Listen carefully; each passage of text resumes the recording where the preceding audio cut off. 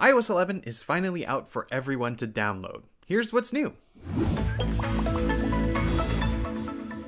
So this is a rather big release with a lot of big and little changes, and first off is the new lock screen. Now the lock screen and notification center are combined into one. When you lift your phone, you'll see your recent notifications and you can interact with them, and you can access your widgets on the left and the camera on the right.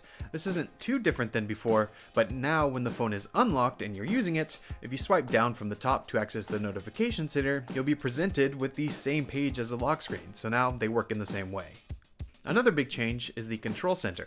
If you swipe up from the bottom, you will see many different options on one page, and these different panels can reveal even more options with a 3D touch or a long hold. Plus, for the first time, it is customizable, so in settings, under control center, there are many more options to choose from, and you can arrange in which order they appear. So overall, it can be much more personal than before, and you can choose the options that you actually use.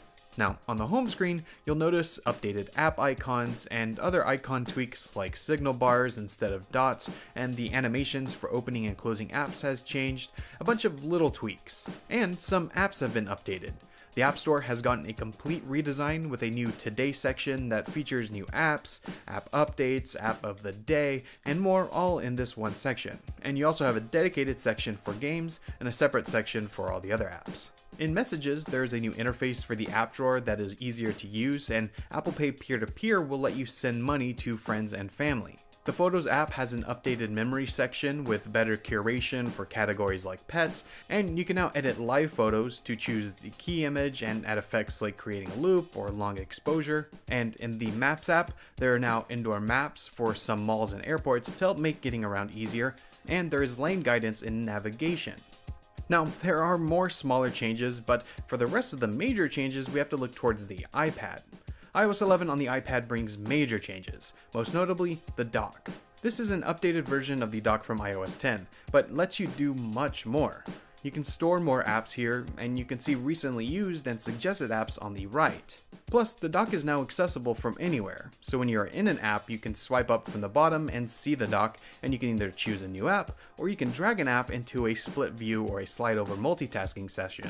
Also, if you swipe up from the bottom and continue swiping, or double tap the home button, you will be brought to the new app switcher that also shows the dock and the control center. Control center works in the same way as on the iPhone, but the new app switcher shows you more apps than before, and multitasking sessions are saved when you switch between apps.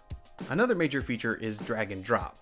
Now you can drag photos, links, text, and files and drop them into different places like between apps. And you can drag multiple items at once by dragging and selecting different items. This drag and drop feature is especially useful when using the new Files app. This is also available on the iPhone, but think of it as an updated and more powerful iCloud Drive app. Here you can store files, you can access them from different apps.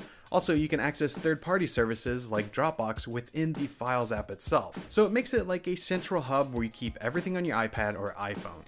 Now, Apple Pencil functionality has also been updated with new markup capabilities that allow you to annotate pretty much anything. So for instance, if you use a screenshot, you can use instant markup and send it off.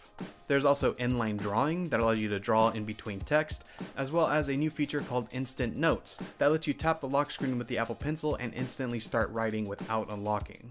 And speaking of notes, the Notes app has been updated with a new document scanner, and it now has handwriting recognition that allows you to search for what you write, and this is also available on the iPhone. Now, like mentioned, iOS 11 is a large update, so we didn't cover everything here, but once you update, be sure to check out all the features we covered, as well as check out the link down below in the description for a full roundup of everything that's new. I hope you enjoyed this video. If you did, be sure to subscribe and visit MacRumors.com for more. I want to thank you all so much for watching. I'm Mac Gonzalez with MacRumors, and I'll see you next time.